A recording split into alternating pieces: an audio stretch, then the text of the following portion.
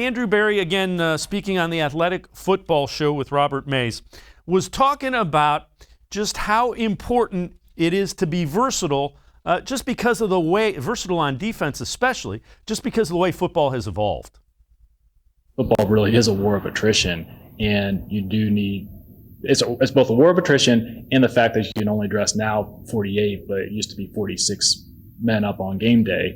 Like, you really do need people who can do multiple things in case you get into a tough spot. Not to mention, to your point that I think you were kind of leading to earlier, is it is a matchup league, right? And how you may match up against Baltimore versus Pittsburgh versus Cincinnati, may be a lot different week to week to week, and you hopefully have the personnel to be able to stay within the pillar principles of your system, but be flexible enough to accommodate the strengths and weaknesses. That's what's interesting, is that there's depth obviously stacked up. And I think this is one of the things that's been the genius of the way that Andrew Berry has built this defense in the offseason. They can match up in a number of different ways. Yeah, and that's really the key that you see from this defense. Obviously last year, you had some players that had gone down, and, already you were kind of piecing together a defense. This year you saw the focus from Andrew Berry, and you saw, the attention to detail with getting some of these players coming in, adding a lot of depth.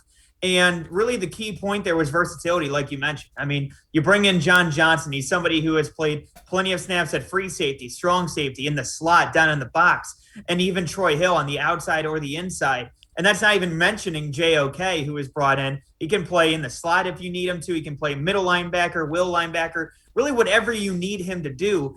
And that's on top of, the additions along the defensive line and countless other guys too. So, really in the NFL today, it's all about having those chess pieces and, being able to see how you stack up with guys on the other side. And when you have different players where you have, Tyreek Hill running those end arounds, and you have, Curtis Samuel lining up in the backfield, different players that are, being utilized as different chess pieces on offense, you need to have those same chess pieces on defense to be able to match up well. So, you look at a JOK and he can have that speed at the linebacker position to, maybe stop Lamar Jackson on that Monday Night Football play that ended up having the Browns lose.